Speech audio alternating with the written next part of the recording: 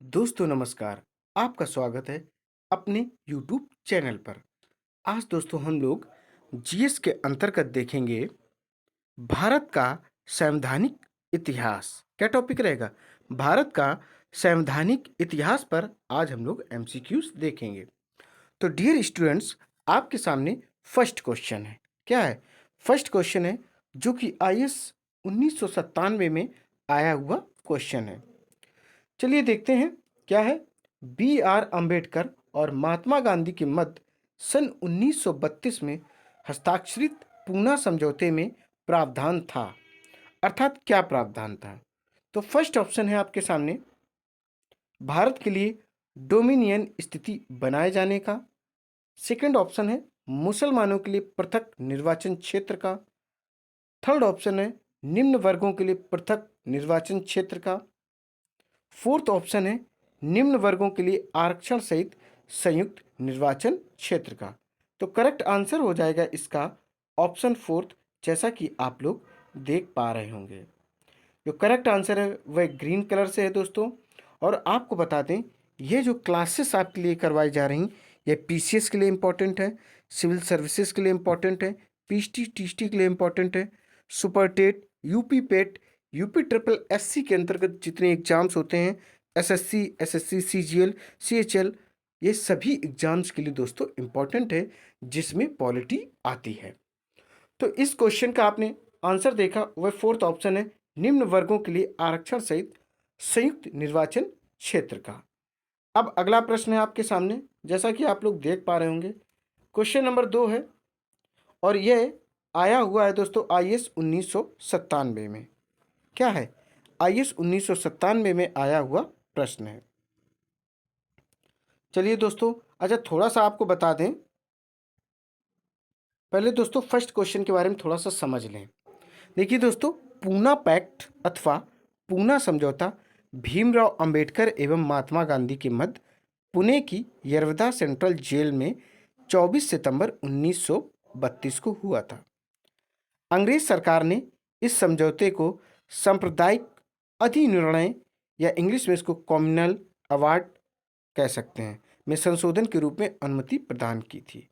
समझौते में दलित वर्ग के लिए पृथक निर्वाचक मंडल को त्याग दिया गया, लेकिन दलित वर्ग के लिए आरक्षित सीटों की संख्या प्रांतीय विधान मंडलों में 71 से बढ़ाकर 147 और केंद्रीय विधायिका में कुल सीटों की 18% कर दी गई थी। तो ये इसके बारे में थोड़ी सी जानकारी रही। अब देखेंगे हम लोग अगला प्रश्न, जो कि आपके सामने है 2 नंबर। ये प्रश्न आप लोग जो देख पा रहे हैं, ये आईएएस 1997 में आया हुआ प्रश्न है। इसमें सुमेलित करना है सूची फर्स्ट को सूची सेकंड से। देखिए दोस्तों, सूची फर्स्ट में आप लोग देख पा रहे होंगे एबीसी करके है। एबीसीडी में सूरत विभाजन, बी में सांप्रदायिक अधिनिर्णय, सी में सर्वदलीय सम्मेलन और डी में पूर्ण स्वराज का संकल्प। सूची सेकंड में सन दिए गए 1929, 1928, 1932 और 1907। इसका करेक्ट आंसर हो जाएगा ऑप्शन सेकेंड, अर्थात ए का 4, बी का 3, सी का 2, डी का 1। चलिए आइए आपको सूची में समझाते हैं। क्या करते हैं दोस्तों, सूची में आपको हम समझाते हैं।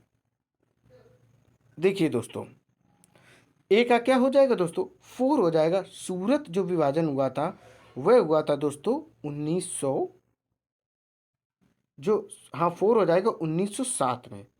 सूरत विभाजन जो डियर स्टूडेंट्स हुआ था वह हुआ था 1907 में। क्लियर? इसका बी है सांप्रदायिक अधिनिर्णय, तो यह हुआ था आपका 1932 में।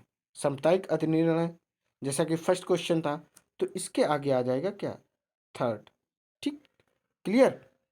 अब हम देखते हैं सी, जो कि सर्वदलीय सम्मेलन है। सर्वदलीय जो सम्मेलन है वह हुआ था 1928 में। कब हुआ था? 1928 में हुआ था।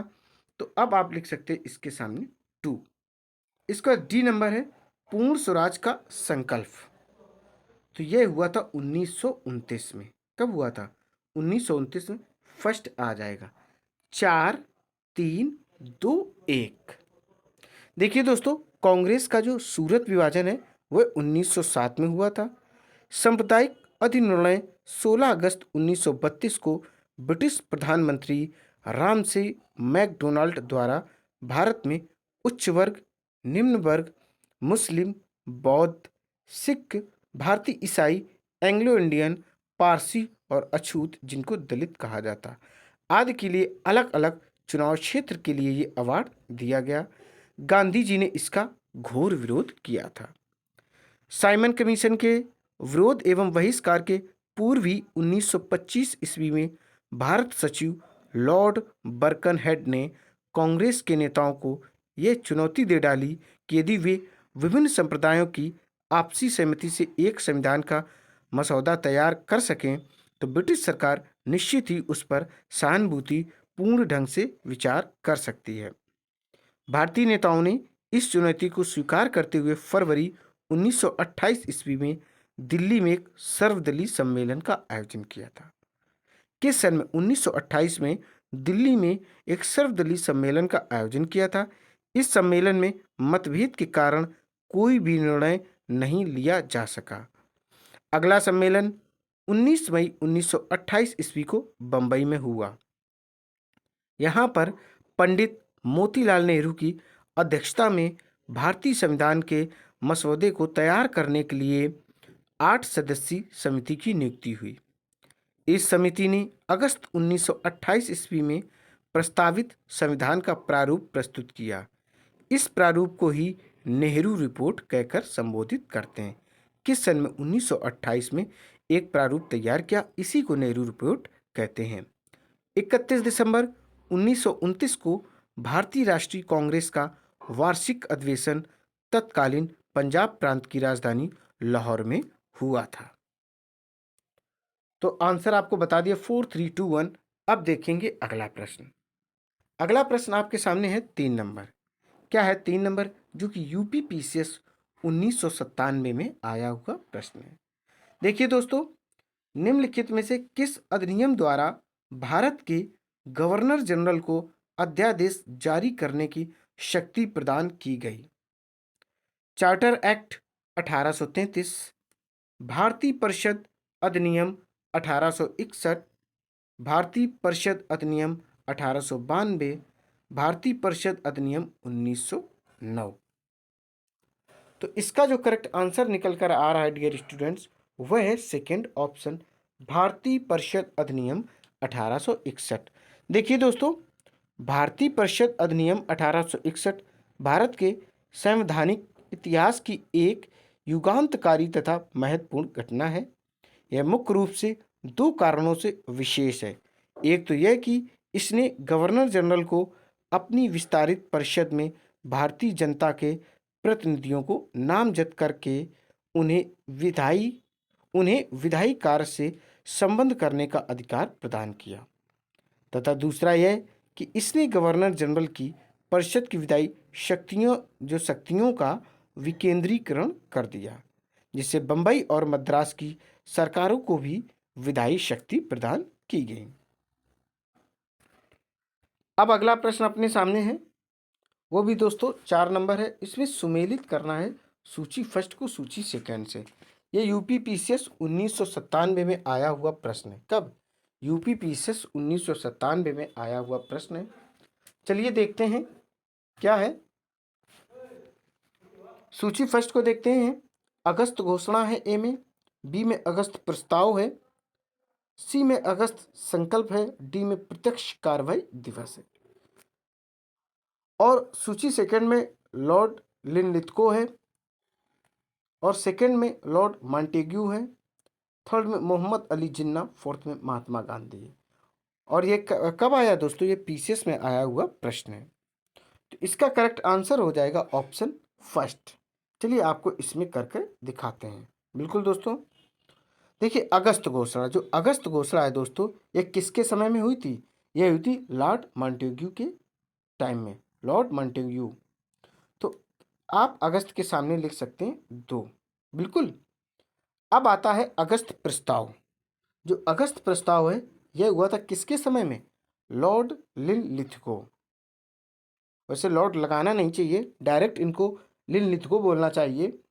बट क्वेश्चन के अकॉर्डिंग देखते हैं तो करेक्ट आंसर हो जाएगा 1 अगस्त प्रस्ताव आया लॉर्ड लिनलिथगो के समय में, और जो अगस्त घोषणा हुई थी वह मॉन्टेग्यू के टाइम में आई थी। अब है अगस्त संकल्प। जो अगस्त संकल्प है ये हुआ था महात्मा गांधी के टाइम में, अर्थात यहाँ पर आप 4 लिख सकते हैं। इसके बाद आप लोग लिख सकते हैं प्रत्यक्ष कार्रवाई दिवस, तो एक बचे हैं मोहम्मद अली जिन्ना, तो आप 3 लिख सकते हैं। देखिए दोस्तों, मॉन्टेग्यू घोषणा 20 अगस्त 1917 ईस्वी में की गई थी। लॉर्ड मॉन्टेग्यू ने ब्रिटिश संसद में यह घोषणा की कि ब्रिटिश सरकार का उद्देश्य भारत में उत्तरदायी शासन की स्थापना करना है। द्वितीय विश्व युद्ध में हिटलर की असाधारण सफलता तथा बेल्जियम, हॉलैंड एवं फ्रांस के पतन के पश्चात ब्रिटेन की स्थिति अत्यंत नाजुक हो गई। फलतः ब्रिटेन ने समझौतावादी दृष्टिकोण की नीति अपनाई। युद्ध में भारतीयों का सहयोग प्राप्त करने के उद्देश्य से 8 अगस्त 1940 को वायसराय लिनलिथगो ने एक घोषणा की, जिसे अगस्त प्रस्ताव के नाम से जाना जाता है। अगस्त संकल्प का संबंध महात्मा गांधी से है। भारत की स्वतंत्रता के पूर्व मुस्लिम लीग द्वारा सीधी कार्रवाई की घोषणा से 14 अगस्त सन 1946 को कोलकाता में भीषण दंगे शुरू हुए। इसे कलकत्ता दंगा या कलकत्ता का भीषण हत्याकांड भी कहा जाता है। इंग्लिश में से ग्रेट कलकत्ता किलिंग भी कहते हैं। अब अगला प्रश्न आपके सामने है 5 नंबर, जो कि यूपी पीसीएस 1994 में आया हुआ प्रश्न है। चलिए देखते हैं क्या है।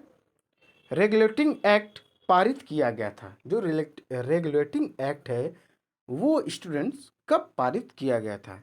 ऑप्शन 4 है 1773 ईस्वी में, 1771 ईस्वी में, 1785 में और 1793 ईस्वी में। तो करेक्ट आंसर हो जाएगा ऑप्शन फर्स्ट 1773 में।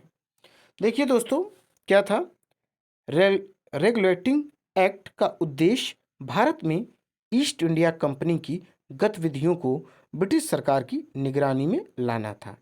इसके अतिरिक्त कंपनी की संचालन समिति में आमूलचूल परिवर्तन करना तथा कंपनी के राजनीतिक अस्तित्व को स्वीकार कर उसके व्यापारिक ढांचे को राजनीतिक कार्यों के संचालन योग्य बनाना भी इसका उद्देश्य था। इस अधिनियम को 1773 ईस्वी में ब्रिटिश संसद ने पास किया तथा 1774 ईस्वी में इसको लागू किया गया था। चलिए अगला जो प्रश्न आप लोग देख पा रहे होंगे 6 नंबर है। ये यूपी पीसीएस 1990 में आया हुआ प्रश्न है। भारत के गवर्नर जनरल को किस एक्ट के द्वारा अपनी समिति के निर्णयों को अस्वीकार करने का अधिकार मिला है? 1773 का रेगुलेटिंग एक्ट, 1784 का क्विट इंडिया एक्ट, 1786 का अमेंडमेंट एक्ट, 1813 का चार्टर एक्ट। तो करेक्ट आंसर हो जाएगा थर्ड ऑप्शन 1786 का अमेंडमेंट एक्ट। आइए इसके बारे में थोड़ा सा पढ़ते भी हैं और जानते भी हैं। देखिए 1786 और 1793 चार्टर एक्ट। अधिनियम पिट ने 1786 का अधिनियम पारित करवाया, जिसका प्रमुख उद्देश्य कॉर्नवालिस को भारत के गवर्नर जनरल के पद के लिए तैयार करना था। इस अधिनियम के तहत मुख्य सेनापति की शक्तियां भी गवर्नर जनरल में निहित कर दी गईं। अब अगला प्रश्न आपके सामने है 7 नंबर। क्या है 7 नंबर दोस्तों? है ये 38वीं बीपीएससी 1992 में आया हुआ प्रश्न है। देखिए क्या है, महारानी विक्टोरिया को भारत की सामग्री नियुक्त किया गया था। जो महारानी विक्टोरिया थी उनको भारत की सामग्री नियुक्त किया गया था किस सन में? 1885 में, 1875 में, 1876 में और 1858 में। तो करेक्ट आंसर हो जाएगा इसका ऑप्शन थर्ड 1876 में। क्या हो जाएगा? 1876 इसका करेक्ट आंसर हो जाएगा। देखिए दोस्तों, महारानी विक्टोरिया जिनका जन्म 24 मई 1819 को, मृत्यु 22 जनवरी 1901 को तकरीबन 80 साल जीवित रहीं। 1837 ईस्वी में ग्रेट ब्रिटेन और आयरलैंड की महारानी के रूप में सिंहासन पर आरूढ़ हुई थी। ठीक है दोस्तों। और 1877 ईस्वी में उन्हें भारत की जो सामग्री है वह घोषित किया गया था। साम्राज्ञी घोषित उनको किया गया था।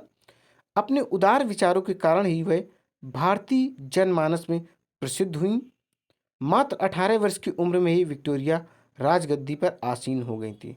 भारत का शासन प्रबंध 1858 ईस्वी में ईस्ट इंडिया कंपनी के हाथ से लेकर ब्रिटिश राजसत्ता को सौंप दिया गया था।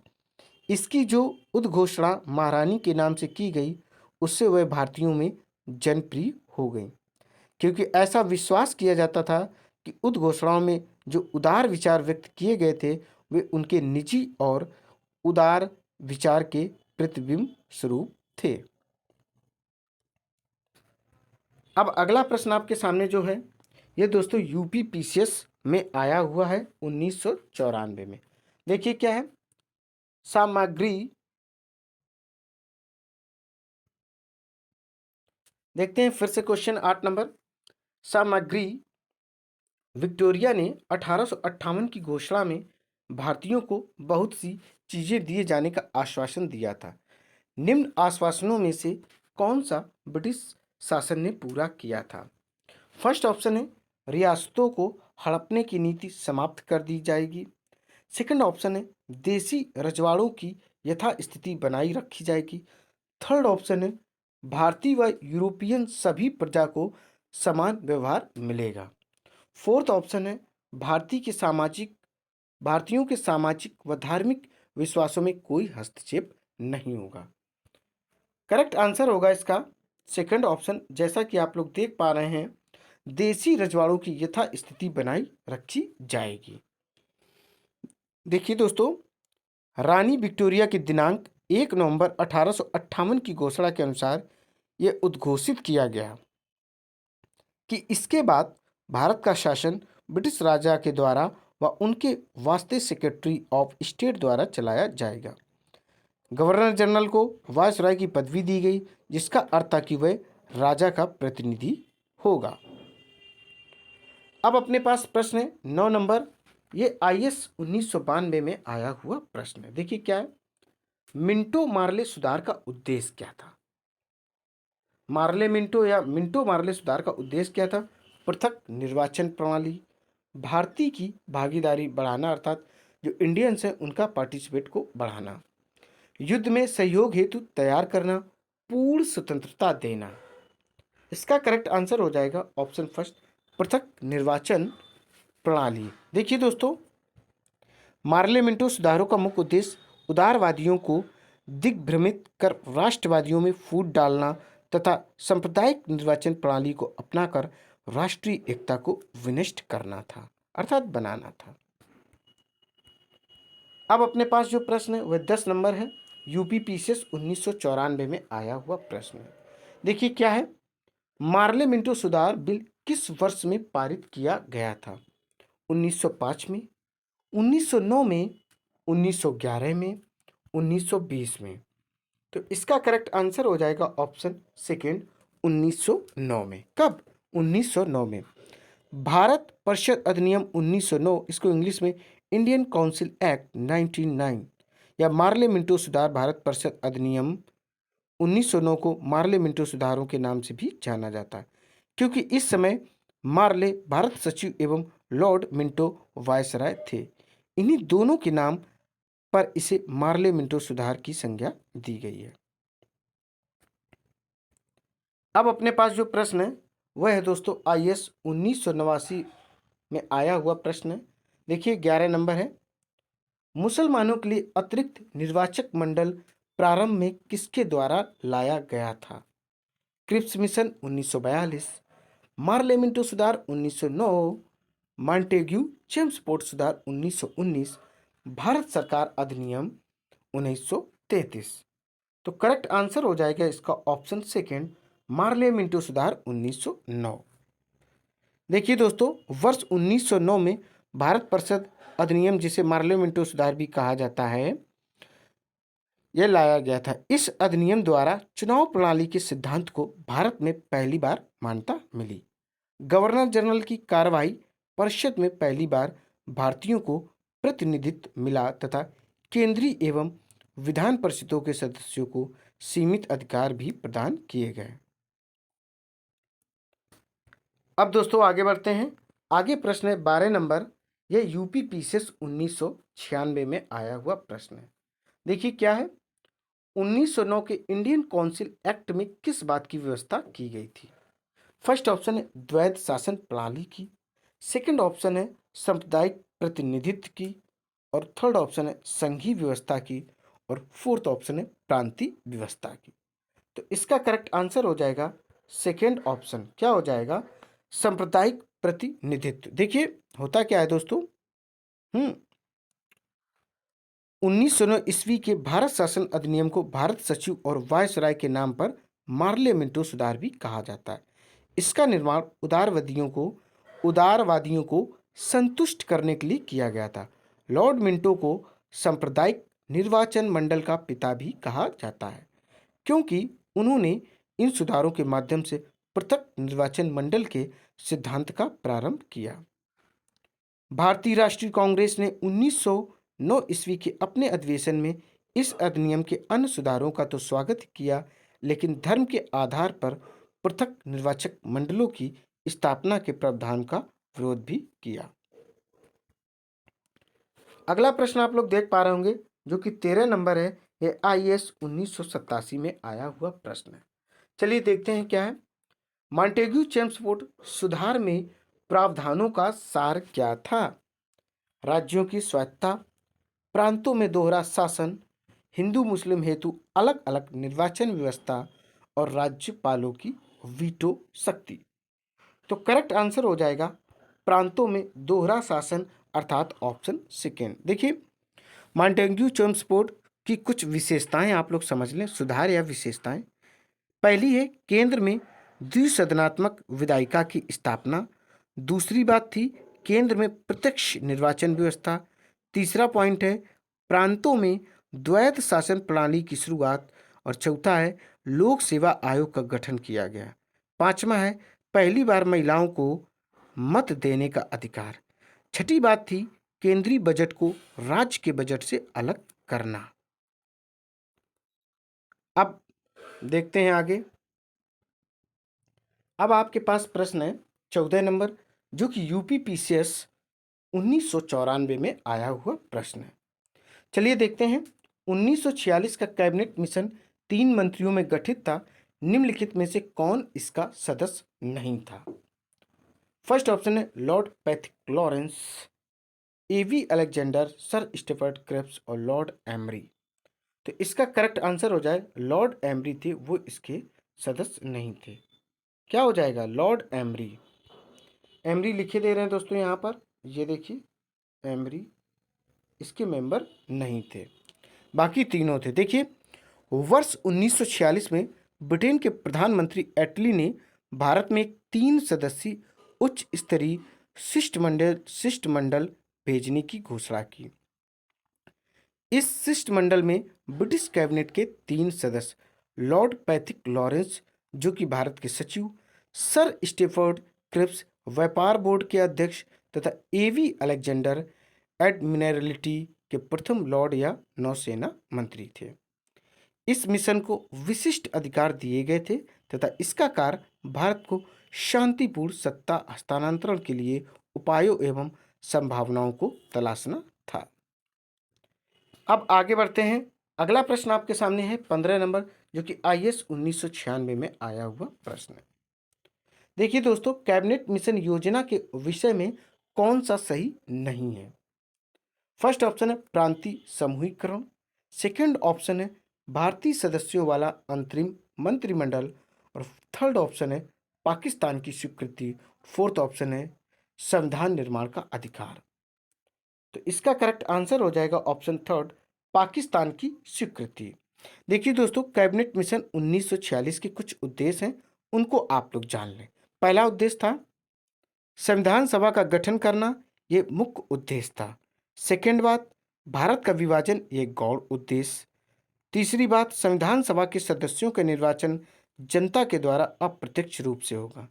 फोर्थ ऑप्शन, संविधान सभा का एक सदस्य 10 लाख जनसंख्या पर चुना जाएगा।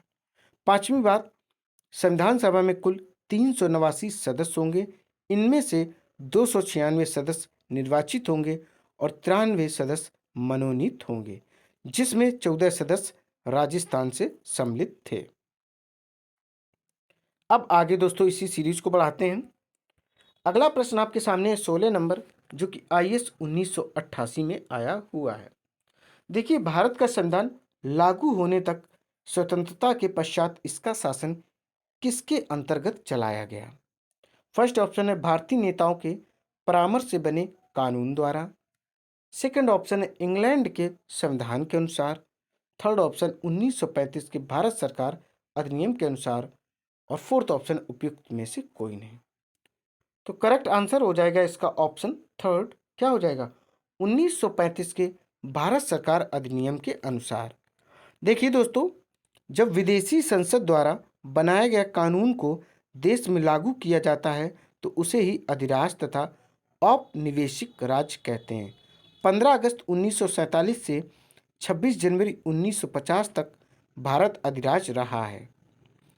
कभी कभी पूछा जा सकता है कि भारत अधिराज्य कब रहा है, तो आप बता सकते हैं 15 अगस्त 1947 से 26 जनवरी 1950 तक भारत अधिराज्य रहा है।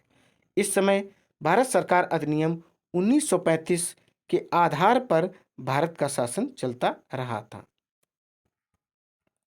अब आगे बढ़ते हैं, जो कि 17 नंबर प्रश्न है, यूपी पीसीएस 1994 में आया हुआ प्रश्न। देखिए क्या है,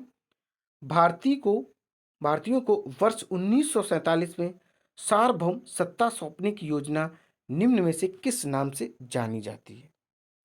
डूरंड योजना, मिंटो मार्ले योजना, या माउंटबेटन योजना, या वेवेल योजना? करेक्ट आंसर हो जाएगा इसका थर्ड ऑप्शन, माउंटबेटन योजना। क्या कहते थे? माउंटबेटन योजना। देखिए दोस्तों, माउंटबेटन योजना 3 जून, कब? 3 जून 1947 ईस्वी को लॉर्ड माउंटबेटन द्वारा प्रस्तुत की गई थी। यह योजना भारत के जनसाधारण लोगों में मन बाटन योजना के नाम से भी प्रसिद्ध हुई। मुस्लिम लीग पाकिस्तान के निर्माण पर अड़ी हुई थी।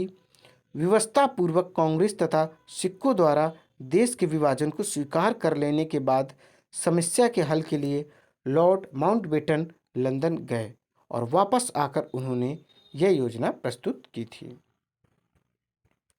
अब आपके सामने प्रश्न है 18 नंबर, जो कि आईएएस 1998 में आया हुआ प्रश्न है। देखते कौन सुमेलित नहीं है या कौन सुमेल नहीं है। फर्स्ट ऑप्शन, मार्ले मिंटो सुधार सांप्रदायिक प्रतिनिधित्व था। भारत सरकार अधिनियम 1935 स्वशासन था। कैबिनेट मिशन संविधान सभा का गठन था। और फोर्थ है साइमन कमीशन भारत विभाजन। तो इसका करेक्ट आंसर हो जाएगा फोर्थ। अर्थात दोस्तों, जो साइमन कमीशन है वह भारत विभाजन नहीं था।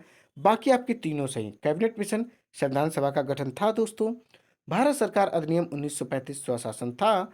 मार्ले मिंटो सुधार सांप्रदायिक प्रतिनिधित्व को समर्पित था। तो इसका करेक्ट आंसर हो जाएगा फोर्थ। क्या हो जाएगा? फोर्थ ऑप्शन दोस्तों इसका हो जाएगा। अब आगे हम लोग देखेंगे प्रश्न 19 नंबर। क्या है? प्रश्न है दोस्तों 19 नंबर, जो कि आईएएस 1985 में आया हुआ प्रश्न है। इसमें हमें क्या करना, सूची फर्स्ट को सूची सेकंड से मिलाना है। A B C D E तक दिया गया। ए में देखेंगे भारत सरकार अधिनियम 1919, बी में भारत सरकार अधिनियम 1935, सी में मिंटो मार्ले सुधार 1909, डी में भारत परिषद अधिनियम 1861, ई में अधिनियम 1858। और सूची सेकंड में देख रहे हैं, फर्स्ट में प्रांतीय स्वायत्तता, सेकंड में सती प्रथा का अंत, थर्ड में प्रांतों में द्वैत शासन, फोर्थ में सांप्रदायिक निर्वाचन, पांचवें में ब्रिटिश शासन शक्ति में आया। तो इसका जो करेक्ट आंसर हो जाएगा दोस्तों, वह हो जाएगा आपका ऑप्शन सेकेंड। क्या हो जाएगा? ऑप्शन सेकेंड हो जाएगा। यहां से हम आपको करके दिखाते हैं। देखिए दोस्तों, जैसे है भारत सरकार अधिनियम 1919, तो यह था प्रांतों में द्वैत शासन। तो आप पहले 3 लिखेंगे। क्लियर दोस्तों? इसके बाद है भारत सरकार अधिनियम 1935, यह था प्रांतीय स्वायत्तता अर्थात 1 लिखेंगे। ठीक है। फिर है मार्ले मिंटो सुधार, तो यह था दोस्तों सांप्रदायिक निर्वाचन। क्या था? सांप्रदायिक निर्वाचन था, तो अब 4th लिखेंगे। क्लियर। अब अपने पास है भारत परिषद अधिनियम 1861। यह था दोस्तों सती प्रथा का अंत। क्या था दोस्तों? सती प्रथा का अंत था भारत परिषद अधिनियम 1861। तो अब लिखेंगे हम लोग 2। अब बचा क्या? 5 का 5 अर्थात अधिनियम 1858। यह हो जाएगा 5 नंबर। अब अगला प्रश्न है अपने पास 20 नंबर। क्या है दोस्तों? 20 नंबर प्रश्न देखते हैं। देखिए दोस्तों, ये यूपी पीसीएस 2013 में आया हुआ प्रश्न है। देखिए क्या है? अखिल भारतीय महासंघ स्थापित करने का प्रावधान शामिल किया गया था भारत सरकार अधिनियम 1935 में, अगस्त प्रस्ताव 1940 में, भारत सरकार अधिनियम 1919 में, कैबिनेट मिशन प्रस्ताव 1946 में। तो इसका करेक्ट आंसर हो जाएगा भारत सरकार अधिनियम 1935 में। देखिए, ब्रिटिश शासनकाल के दौरान 1935 का भारत शासन अधिनियम पारित किया गया, जिसमें केंद्र और राज्यों के बीच शक्तियों का बंटवारा किया गया था तथा राज्य में द्वैत शासन समाप्त कर केंद्र में द्वैत शासन को लागू किया गया था। इसमें एक अखिल भारतीय महासंघ स्थापित करने का प्रावधान शामिल किया गया था। इस संघ का निर्माण तत्कालीन ब्रिटिश भारत के प्रांतों, चीफ कमिश्नर प्रांतों एवं देशी रियासतों से मिलाकर होना था, परंतु यह व्यवस्था लागू नहीं की जा सकी। 1935 के भारतीय सरकार अधिनियम द्वारा स्थापित होने वाले संघ में अवशिष्ट शक्तियां गवर्नर जनरल को प्रदान की गईं। अब आपके सामने 21 नंबर है। देखिए दोस्तों, 21 नंबर प्रश्न क्या है, जो कि यूपी पीसीएस 2014 में आया हुआ है। निम्न में से किस अधिनियम ने केंद्र में द्वैत शासन प्रणाली को स्थापित किया? फर्स्ट ऑप्शन है भारत शासन अधिनियम 1935, सेकंड ऑप्शन है भारत शासन अधिनियम 1919, भारत परिषद अधिनियम 1909, भारत परिषद अधिनियम 1892। तो इसका करेक्ट आंसर हो जाएगा ऑप्शन फर्स्ट, भारत शासन अधिनियम 1935। देखिए, प्रांतों में द्वैत शासन भारत सरकार अधिनियम 1919 से लागू किया गया एवं भारत सरकार अधिनियम 1935 के द्वारा समाप्त कर दिया गया और केंद्र में द्वैत शासन को लागू किया गया। इंडियन काउंसिल एक्ट 1861 वायसराय को अध्यादेश जारी करने का अधिकार। इंडियन काउंसिल एक्ट 1892 केंद्रीय और प्रांतीय विधायी परिषद का विस्तार। अब आगे बढ़ते हैं। आगे जो अपने पास प्रश्न है दोस्तों, वह 22 नंबर है, जो कि एसएससी एचएस 2011 में आया हुआ क्वेश्चन है। देखिए क्या है? संघीय प्रणाली का पहला प्रयास भारत सरकार अधिनियम खाली स्थान द्वारा किया गया था, अर्थात किस सन में? 1909, 1919, 1935। तो इसका करेक्ट आंसर हो जाएगा ऑप्शन थर्ड। क्या हो जाएगा? ऑप्शन थर्ड क्लियर हो जाएगा 1935।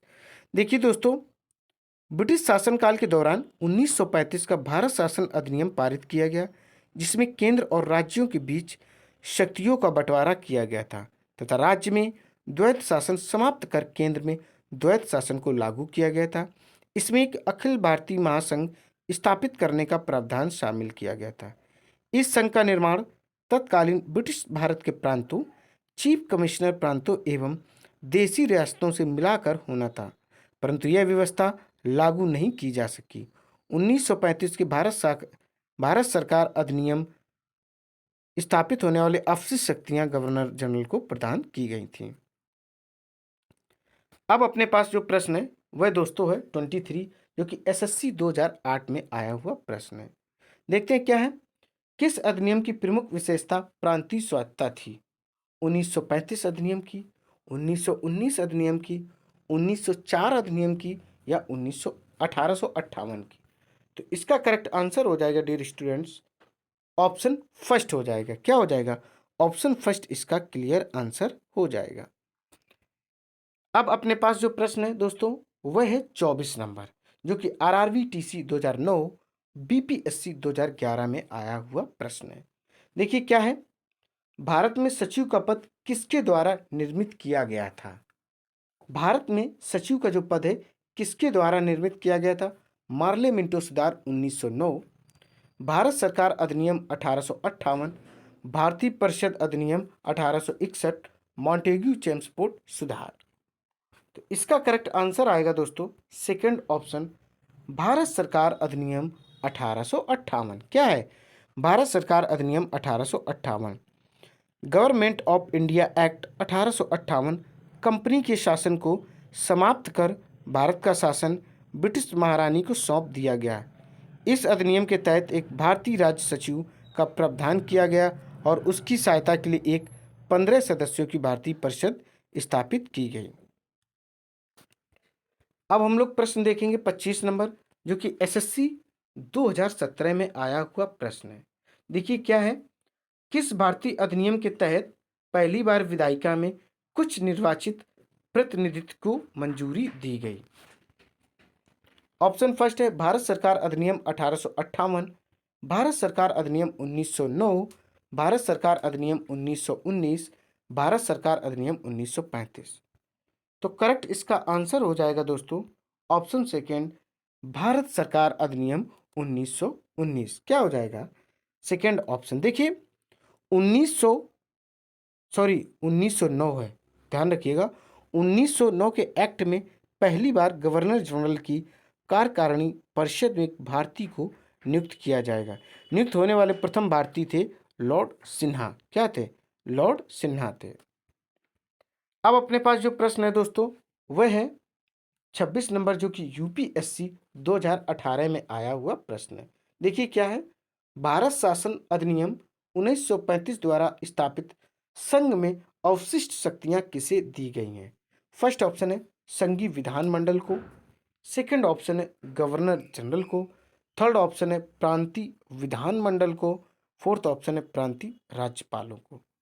तो इसका करेक्ट आंसर हो जाएगा ऑप्शन सेकंड, गवर्नर जनरल को। किसको? गवर्नर जनरल को। अब दोस्तों ये किसको दी जाती है? तो ये दोस्तों है गवर्नर जनरल को। इसका सेकंड ऑप्शन क्लियर है दोस्तों। ये सीरीज पॉलिटी की है, यहीं पर कंप्लीट होती है। फटाफट दोस्तों इसे लाइक करें, शेयर करें और मेरे चैनल को सब्सक्राइब करें। दोस्तों जय हिंद, जय भारत।